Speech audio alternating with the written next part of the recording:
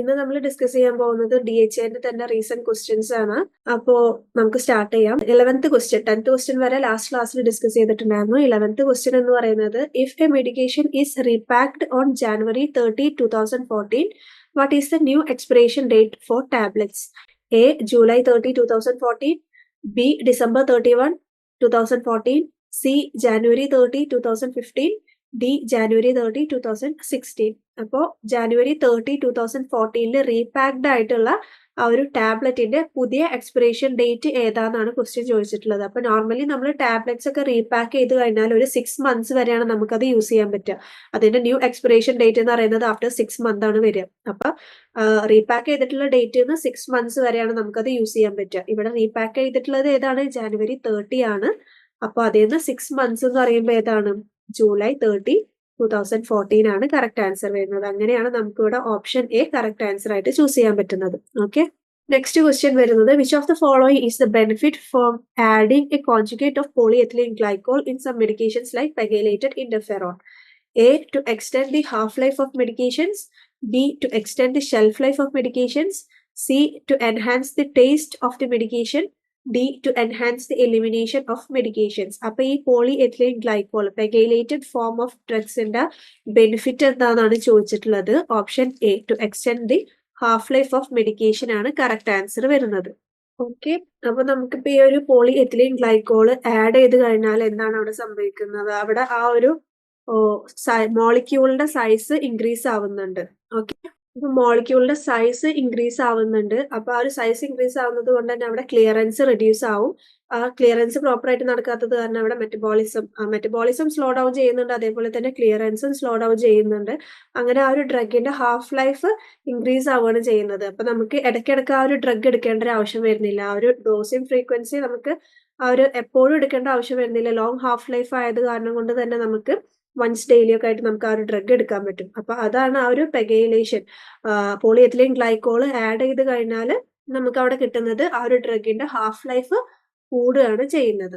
Okay, next question വരുന്നത് A patient receiving an intravenous infusion of levofloxacin 750 mg over 30 minutes experiences an anaphylactic reaction. What should you do next? A. Give the drug as an intravenous push. B. Change the antibiotic. C. Give the levofloxacin over 60 minutes instead. D. Give the levofloxacin over 90 minutes instead. അപ്പൊ levofloxacin 750 mg over 30 minutes എടുക്കുന്ന പേഷ്യന്റിന് അനഫൈലാറ്റിക് reactions വന്നു. അനഫൈലാറ്റിക് reactions എന്ന് പറഞ്ഞാൽ എന്താണ്? അത് severe allergic reaction ആണ്. അപ്പൊ severe reaction വന്നു കഴിഞ്ഞാൽ പിന്നെ നമ്മൾ ആ ഒരു IV കൊടുക്കുന്നത് അവിടെ കണ്ടിന്യൂ ചെയ്യാൻ പാടില്ല. പെട്ടെന്ന് തന്നെ അവിടെ ഇമ്മീഡിയറ്റ് ആക്ഷൻ ആയിട്ട് ചെയ്യേണ്ടത് അവിടെ ആ ഒരു ഇൻട്രാവീനസ് ഇൻഫ്യൂഷൻ സ്റ്റോപ്പ് ചെയ്യണം, ഡിസ്കണ്ടിന്യൂ ചെയ്യണം. എന്നിട്ട് നമ്മൾ ഓൾട്ടർനേറ്റീവ് ചൂസ് ചെയ്യാണ് ചെയ്യുക. അപ്പൊ ഇവിടെ നമ്മൾ ഓപ്ഷൻസ് നോക്കുകയാണെന്നുണ്ടെങ്കിൽ option B change the antibiotic ആണ് correct answer. First action immediate action ആയിട്ട് നമ്മൾ അത് സ്റ്റോപ്പ് ചെയ്യണം. എന്നിട്ട് ആന്റിബയോട്ടിക് ചേഞ്ച് ചെയ്യുക, ഓൾട്ടർനേറ്റീവ് ഓപ്ഷൻസ് ചൂസ് ചെയ്യാണ് ചെയ്യുന്നത്. അപ്പൊ ഇത് ഇവിടെ സിവിയർ റിയാക്ഷൻ ആയതുകൊണ്ടാണ് നമ്മൾ ഇങ്ങനെ ഒരു ആക്ഷൻ ചെയ്തത്. മൈൽഡ് റിയാക്ഷൻസ് ഒക്കെ ആണെന്നുണ്ടെങ്കിൽ നമുക്ക് ഒരു 90 minutes ഒക്കെ ആ ഒരു ഇൻഫ്യൂഷൻ കൂട്ടി കൊടുത്താൽ നമുക്കത് ആ ഒരു റിയാക്ഷൻസ് കുറക്കാൻ പറ്റും. സിവിയർ റിയാക്ഷൻസ് വന്നതുകൊണ്ട് നമ്മൾ ഇവിടെ option B change the antibiotic ആണ് ആൻസർ ആയിട്ട് ചൂസ് ചെയ്യാം. ഓക്കെ, നെക്സ്റ്റ് ക്വസ്റ്റ്യൻ വരുന്നത് what is the recommended duration of aspirin therapy for a patient who has had a myocardial infarction and received a drug-eluting stent? A. 6 months, B. 1 year, C. 5 years, D. indefinitely. അപ്പോ myocardial infarction ഉള്ള patient ആൾക്ക് drug എല്യൂട്ടിൻ സ്റ്റണ്ടും place ചെയ്തിട്ടുണ്ട്. അവരിലുള്ള ആസ്പിരിന്റെ ആ ഒരു duration, recommended duration ആണ് ചോദിച്ചിട്ടുള്ളത്. ഇവിടെ answer വരുന്നത് ഓപ്ഷൻ ഡി ഇൻഡെഫിനിറ്റ്ലി ആണ് ആൻസർ വരുന്നത്. ഈ ഒരു മയോകാർഡിയൽ ഇൻഫാക്ഷൻ അതേപോലെ തന്നെ ഡ്രഗ് എല്യൂട്ടിൻ സ്റ്റണ്ട് ഒക്കെ യൂസ് ചെയ്തിട്ടുള്ള പേഷ്യൻസിന് നമ്മൾ ഡുവൽ പ്ലേറ്റ്ലെറ്റ് തെറാപ്പി കൊടുക്കലുണ്ട്. ആ ഒരു ഡുവൽ പ്ലേറ്റ്ലെറ്റ് തെറാപ്പി എന്ന് പറയുമ്പോൾ അതിൽ എന്താണ്? ആസ്പിരിൻ ഉണ്ടായിരിക്കും. പിന്നെ നമുക്ക് അതിൽ വരുന്ന ഡ്രഗ് ആണ് P2Y12 ഇൻഹിബിറ്റർ. അതിൽ ക്ലോപ്പിഡോഗ്രിൽ അല്ലെങ്കിൽ പ്രസൂഗ്രൽ, ടിക്കാഗ്രലോൾ ഇതൊക്കെ അതിൽ ഇൻക്ലൂഡ് ആയിട്ടുള്ളതാണ്. അപ്പൊ ഇങ്ങനെയാണ് ഡുവൽ ആന്റി പ്ലേറ്റ്ലെറ്റ് തെറാപ്പി നമ്മൾ കൊടുക്കുന്നുണ്ടായിരിക്കുക. യൂഷ്വലി ഒരു 6 to 12 months ആണ് നമ്മൾ ആ ഒരു ഡുവൽ ആന്റി പ്ലേറ്റ്ലെറ്റ് തെറാപ്പി നമ്മൾ കൊടുക്കുന്നുണ്ടായിരിക്കുക. ആഫ്റ്റർ 12 months റിസ്ക് ഒന്നും ഇല്ലാന്നുണ്ടെങ്കിൽ ആ ഒരു P2Y12 ഇൻഹിബിറ്റർ നമ്മൾ സ്റ്റോപ്പ് ചെയ്യും. പക്ഷേ ആസ്പിരിൻ അവിടെ ഇൻഡെഫിനറ്റ്ലി നമ്മൾ അത് കണ്ടിന്യൂ ചെയ്യുന്നുണ്ടായിരിക്കും. ഒരു ലോങ് ടേം മാനേജ്മെന്റ് ആയിട്ട് ആസ്പിരിൻ നമ്മൾ സ്റ്റോപ്പ് ചെയ്യില്ല, അത് അവിടെ ഇൻഡെഫിനറ്റ്ലി അത് കണ്ടിന്യൂ ചെയ്യുന്നുണ്ടായിരിക്കും. അപ്പൊ ഇവിടെ ക്വസ്റ്റ്യനിൽ ചോദിച്ചിട്ടുണ്ടായിരുന്നതും ആസ്പിരിന്റെ റെക്കമെൻഡഡ് ഡ്യൂറേഷൻ ആണ്. അപ്പൊ ആസ്പിരിൻ എന്ന് പറയുമ്പോൾ ഇൻഡെഫിനറ്റ്ലി നമ്മൾ അത് കൊടുക്കും. ഇനിയിപ്പോ ഒരു ഡുവൽ ആന്റിപ്ലേറ്റ്ലെറ്റ് തെറാപ്പി നോർമലി ഈ ഒരു കണ്ടീഷനിൽ കൊടുക്കുന്നതാണ്. അത് എന്ന് പറയുന്നത് ഒരു 12 മന്ത്സ് വരെയാണ് നമ്മൾ റിസ്ക് ഒന്നുമില്ലെങ്കിൽ കൊടുക്കുന്നത്. ഓക്കെ, അപ്പൊ ഇവിടെ ഓപ്ഷൻ ഡി ഇൻഡെഫിനറ്റ്ലി ആണ് കറക്റ്റ് ആൻസർ ആയിട്ട് വരുന്നത്. Next question, what is the most common cause of toxicity in patient who experience symptoms after eating fish? A. Mercury, B. Lead, C. Cadmium, D. Arsenic. അപ്പോൾ fish കഴിച്ചതിന് ശേഷം അവിടെ symptoms of toxicity produce ചെയ്യുന്നത് അതിന്റെ ഒരു common cause ആണ് ചോദിച്ചിട്ടുള്ളത്. Option A mercury ആണ് കറക്റ്റ് ആൻസർ വരുന്നത്. അപ്പൊ ഈ മെർക്കുറി എന്ന് പറയുന്നത് ഇപ്പൊ ഈ ഒരു ഫിഷസ് എന്ന് പറയുമ്പോൾ അതിൽ ട്യൂണ, ഷാർക്ക്, സ്വാർഡ് ഫിഷ് ഇതിലൊക്കെ അക്യുമുലേറ്റ് ചെയ്യുന്ന എൻവയോൺമെന്റൽ ടോക്സിൻ ആണ് ഈ ഒരു മെർക്കുറി എന്ന് പറയുന്നത്. അപ്പൊ ആ ഒരു ഫിഷ് ഒക്കെ എടുക്കുന്ന പേഷ്യൻസിൽ മെർക്കുറി പോയ്സണിങ് വരാൻ ചാൻസ് ഉണ്ട്. അപ്പൊ ആ ഒരു ഫിഷ് കഴിച്ചതിന് ശേഷം അവിടെ ആ ഒരു ടോക്സിസിറ്റി സിംറ്റംസ് കാര്യങ്ങളൊക്കെ വരുന്നത് യൂഷ്വലി കോമൺ ആയിട്ട് വരുന്നത് ഈ ഒരു മെർക്യൂറി റിലേറ്റഡ് ആണ്. ബാക്കിയുള്ളതൊക്കെ നമ്മൾ അങ്ങനെ കോമൺ ആയിട്ട് പറയുന്നതല്ല. കോമൺ ആയിട്ട് നമ്മൾ ഈ ഒരു ഫിഷിൽ കാണുന്നത് ഈ ഒരു മെർക്യൂറി ആണ്. അപ്പോൾ ഓപ്ഷൻ എ മെർക്യൂറി ആണ് കറക്റ്റ് ആൻസർ വരുന്നത്. നെക്സ്റ്റ് ക്വസ്റ്റ്യൻ എന്ന് പറയുന്നത് what is the main storage form of iron in human body? Option A haemoglobin, B myoglobin, C ferritin, D transferrin. അപ്പോൾ ഹ്യൂമൻ ബോഡിയിൽ അയോണിന്റെ സ്റ്റോറേജ് ഫോം ഏതാണെന്നാണ് ചോദിച്ചിട്ടുള്ളത്. ഓപ്ഷൻ സി ഫെറിറ്റിൻ ആണ് കറക്റ്റ് ആൻസർ വരുന്നത്. ഫെറിറ്റിൻ എന്ന് പറയുന്നത് ഒരു പ്രോട്ടീൻ ആണ്. It is a storage form of iron എന്ന് പറയുന്നത്. സ്റ്റോറേജ് ഫോം ഓഫ് അയൺ ആണ്. നമുക്ക് എപ്പോഴാണ് ആവശ്യം വരുന്നത് അപ്പൊ അത് റിലീസ് ചെയ്യും. ബാക്കി ഓപ്ഷനിൽ വരുന്ന ഹിമോഗ്ലോബിൻ, മയോഗ്ലോബിൻ അതൊക്കെ ആ ഒരു form of iron related to oxygen transport ആയിട്ട് വരുന്നതാണ് ഹിമോഗ്ലോബിൻ, മയോഗ്ലോബിൻ ഒക്കെ. ട്രാൻസ്ഫെറിൻ എന്ന് പറയുന്നത് അതും ഒരു പ്രോട്ടീൻ ആണ്. മെയിൻ ആയിട്ട് അയോണിന്റെ ട്രാൻസ്പോർട്ടേഷൻ ആണ് അത് ഹെൽപ്പ് ചെയ്യുന്നത്. സ്റ്റോറേജ് ഫോം എന്ന് പറയുന്നത് ഏതാണ്? ഓപ്ഷൻ സി ഫെറിറ്റിൻ ആണ്. Okay, next question, which of the following bacteria belongs to Lancefield group D? A streptococcus pyogenes, B streptococcus agalactiae, C enterococcus faecalis, D streptococcus pneumoniae. അപ്പോൾ Lancefield group ഡിയിൽ categorise ചെയ്യുന്ന ബാക്ടീരിയന്റെ example ആണ് ചോദിച്ചിട്ടുള്ളത്. ഈ ലാൻസിഫീൽഡ് grouping എന്ന് പറയുമ്പോൾ തന്നെ അത് മെയിൻ ആയിട്ട് ഈ സ്ട്രെപ്റ്റോകോക്കൈന്റെ ആ ഒരു ക്ലാസിഫിക്കേഷൻ ആണ്, ഗ്രൂപ്പ് ഓഫ് ക്ലാസിഫിക്കേഷൻ ആണ്. മെയിൻ ആയിട്ട് ആ ക്ലാസിഫിക്കേഷൻ എന്തിന്റെ ബേസിലാണ്? നമ്മുടെ ആ ഒരു ബാക്ടീരിയ സെൽ വാളിൽ പ്രസന്റ് ആയിട്ടുള്ള കാർബോഹൈഡ്രേറ്റ് ആന്റിജന്റെ ടൈപ്പ് ബേസ് ചെയ്തിട്ടാണ് ഈ ഒരു ലാൻസിഫീൽഡ് ഗ്രൂപ്പിംഗ് നടത്തുന്നത്.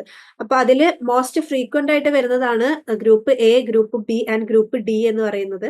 അപ്പൊ ബാക്കി വേറെ ക്ലാസിഫിക്കേഷൻസ് ഉണ്ട്. മോസ്റ്റ് ഫ്രീക്വന്റ് ആയിട്ട് വരുന്നതാണ് ഈ ABD എന്ന് പറയുന്നത്. അപ്പൊ ഇതിൽ ഗ്രൂപ്പ് ഡിയിൽ വന്നിട്ടുള്ളത് ഏതാണെന്നാണ് ക്വസ്റ്റ്യൻ ചോദിച്ചിട്ടുള്ളത്.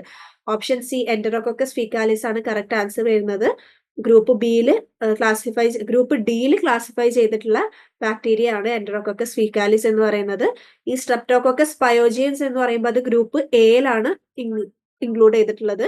സ്ട്രെപ്റ്റോകോക്കസ് അഗാലാക്റ്റിയ എന്ന് പറയുന്നത് ഗ്രൂപ്പ് ബി.